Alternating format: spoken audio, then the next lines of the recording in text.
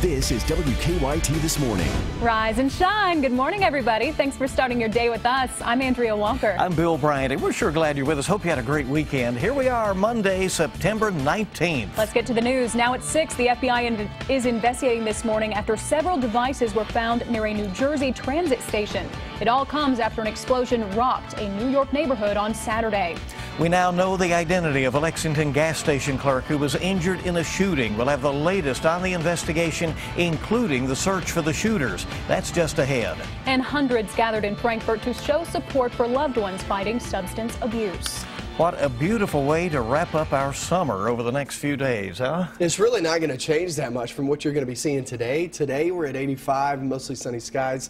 Looks pretty good. Unfortunately, we had some rain that kind of washed out a few people's events this past weekend, but we needed the rain. We needed to kind of clear the air on out because we knew this week, it just it doesn't look that good for rain chances there in the forecast if you're wanting rain, which, like I said, last week there on the poll on my Twitter page, most everybody wants some rain. 80% of us actually said they want some rain. But the rain's moving on out. Temperatures are there in the 60s this morning.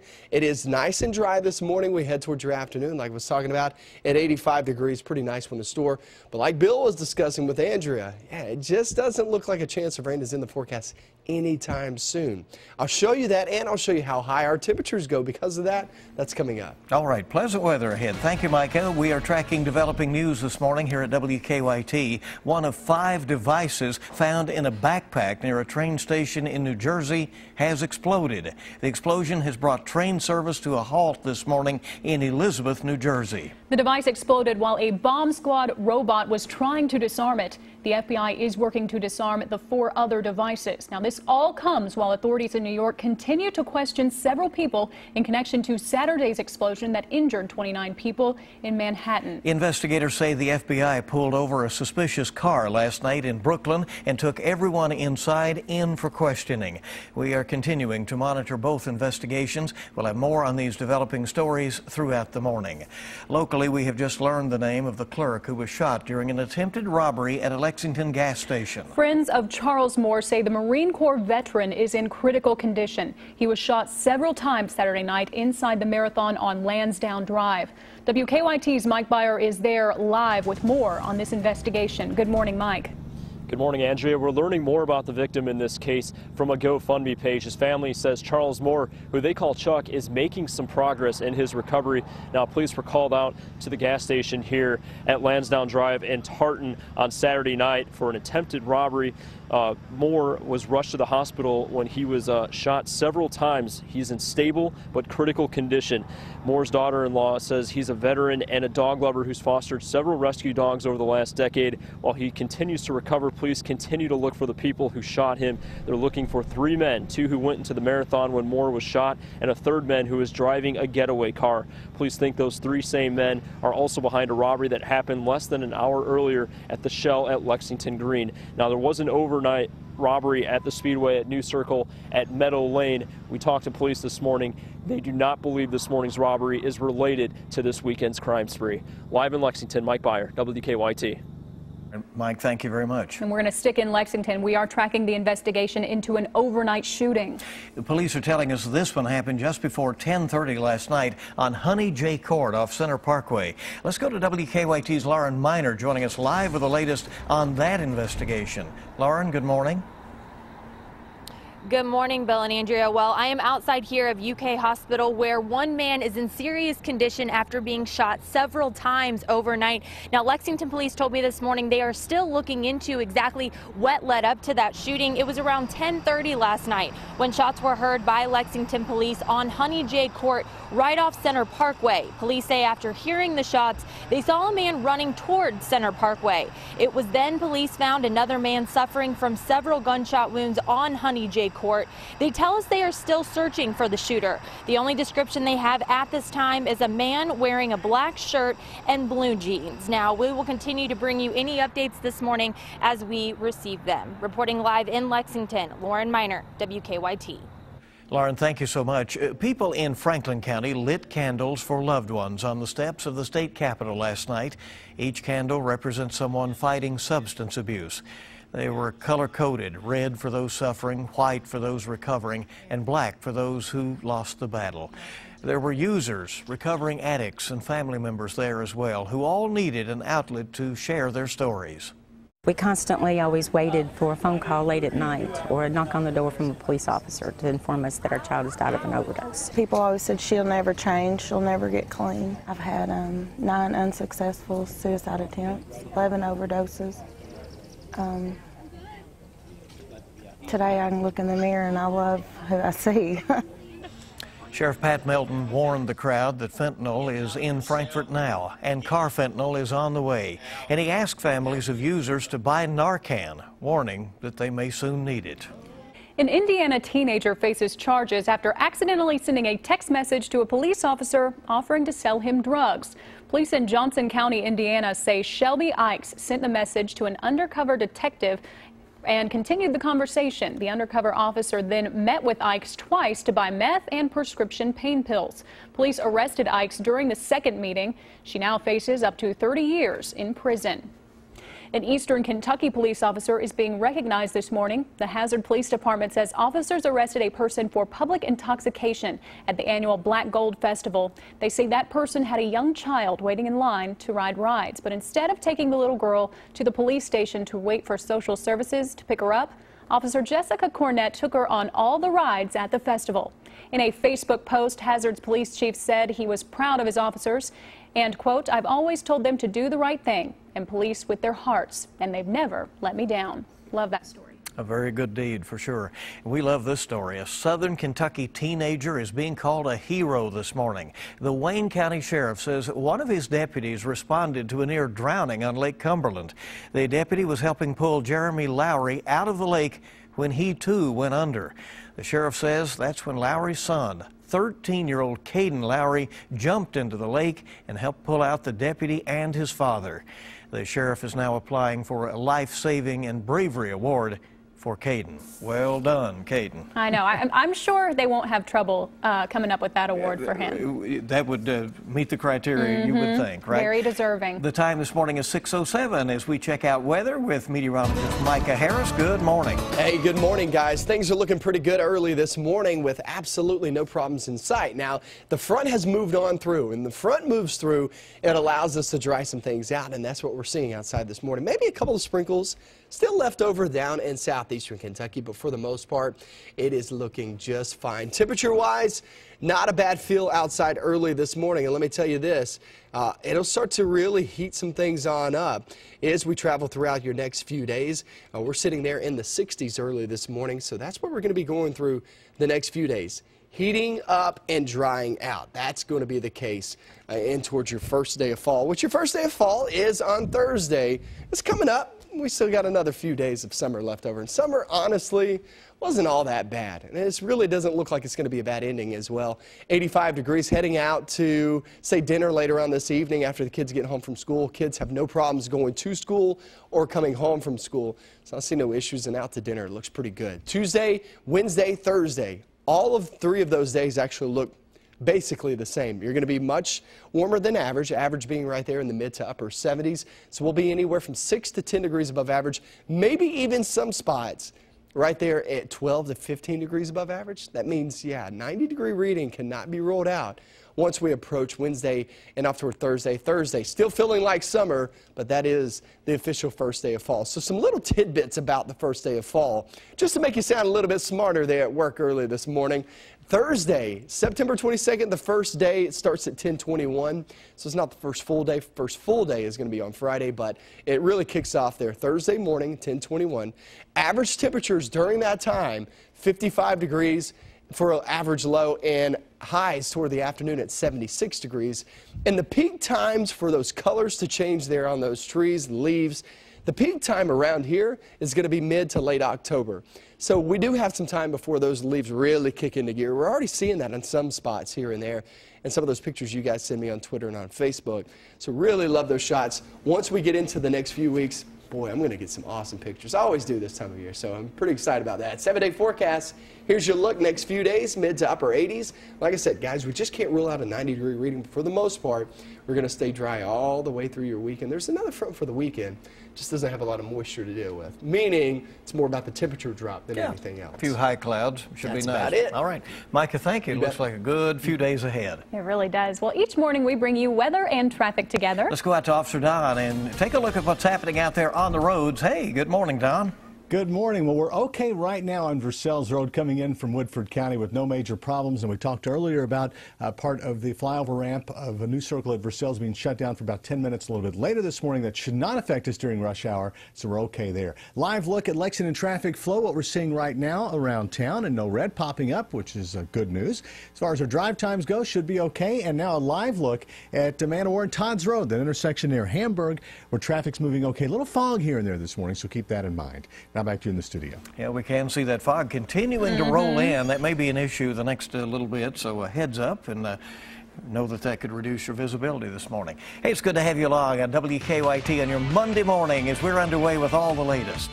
Still to come, ISIS is claiming responsibility for the stabbing spree at a Minnesota mall over the weekend. It's just one of several ongoing FBI investigations this morning. We'll take a closer look after the break. Welcome back into WKYT this morning. The time now is 6:14 on your Monday. Several people described as persons of interest are in police custody this morning in connection with a weekend explosion in New York City's Chelsea neighborhood. Yeah, something that grabbed the headlines over the weekend. Federal investigators say they were taken into custody late last night following a traffic stop along a highway in Brooklyn. Nearly 30 people were injured in that Saturday night blast, but all have since been released from the hospital. Investigators are still trying to figure out whether the incident is linked to another explosion in New Jersey on the same day. Law enforcement agencies in New York are on high alert this week because of the meeting. The UN General Assembly's meeting is going on. President Obama is set to address world leaders today for the last time as America's head of state and government. He is expected to discuss the crisis in Syria and the importance of building a global coalition to defeat ISIS. The terror group ISIS is claiming responsibility for a stabbing spree at a Minnesota mall on Saturday. A man in his late 20s left 9 people wounded before being shot dead by an off-duty police officer. None of the victims died. An ISIS-linked news agency reportedly claims the man was a soldier of the Islamic State. FBI officials say the suspect's father is identifying him as a college student from Somalia. West Virginia lawmakers have started to address recovery costs from deadly floods in June. The House of Delegates there passed a bill to put $85 million in state money towards its flood recovery costs. The Senate is expected to take up the bill today. West Virginia was hit by about $340 million in flood costs. The Federal Emergency Management Agency will cover either 75 or 90% of the damages. Switching gears now, HBO's Game of Thrones has conquered the Emmy Kingdom. It was honored last night as the top drama for the second consecutive year and has become the most honored primetime TV series ever. HBO's Veep repeated as Best Comedy Series, and its star, Julia Louis-Dreyfus, won a record-breaking 6th Emmy as Best Comedy Actress. Now coming up on 6:17 on WKYT this morning, consumer prices moved higher last month. The Department of Labor's Consumer Price Index increased 0.2% in August, despite food and energy prices remaining unchanged. One driver of the higher cost, medical bills, which had the largest one-month increase in 32 years. Apple's new iPhone 7s are out, the 7S. They're nearly sold out at this point, but some early users are getting an earful. Some have taken to social media to complain that the phone is creating a hissing sound, especially when they're subjected to a heavy processor workload. It was the busiest July ever, it turns out, on U.S. roads. The Department of Transportation says motorists drove 287.5 billion miles in July. That is 2% more than last year, and it puts 2016 on pace to be a record year for driving as gasoline prices have remained low. But the cheap ride could be slowing for drivers, especially in the southeast, because of a leak in the Colonial Pipeline connecting Houston and New York. GasBuddy.com is projecting a gallon of gas will rise 5 to 20 cents over the next week from South Carolina to Virginia. 250,000 gallons of oil have spilled in Shelby County, Alabama, due to the leak there. The future of Lyft is driving itself. The company's CEO is predicting that in the next 5 years, most of the rides provided by the ride-hailing app will be in self-driving vehicles. John Zimmer also thinks the convenience of ride-sharing services will make car ownership at some point a thing of the past. We'll see. Yeah, we will see. That is for sure. An interesting study there. Well, WKYT this morning, we're just getting started. An Arizona mother is making headlines for calling the police on her own daughter. Find out why after the break. And that front has moved on through. That means a really nice feel for today and also warming conditions the next few days. We'll get into that coming up next.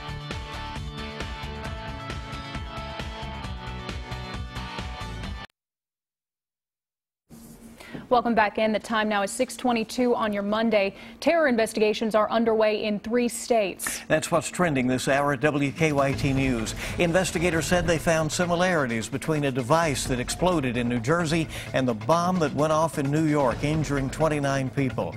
This comes after officials found 5 devices in a trash can outside a New Jersey transit station overnight.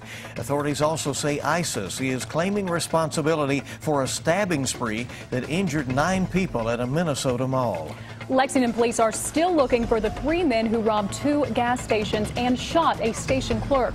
Police say the group robbed the Shell at Lexington Green and then tried to rob the Marathon on Lansdowne Drive. They say Marathon clerk Charles Moore was shot during the attempted robbery.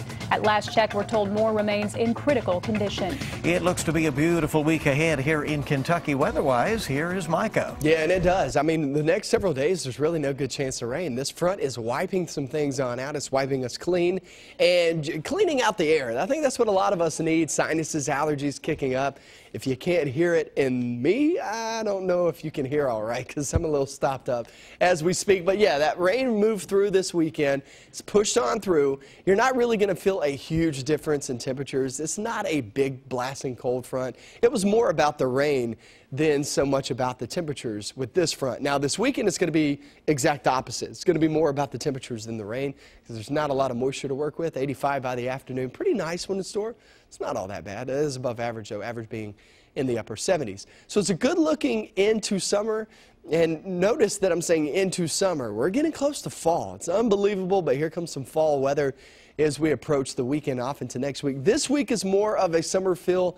Next week, though, will be more of a fall feel. We'll talk all about that coming up. Okay, Micah, we'll see you in just a little bit.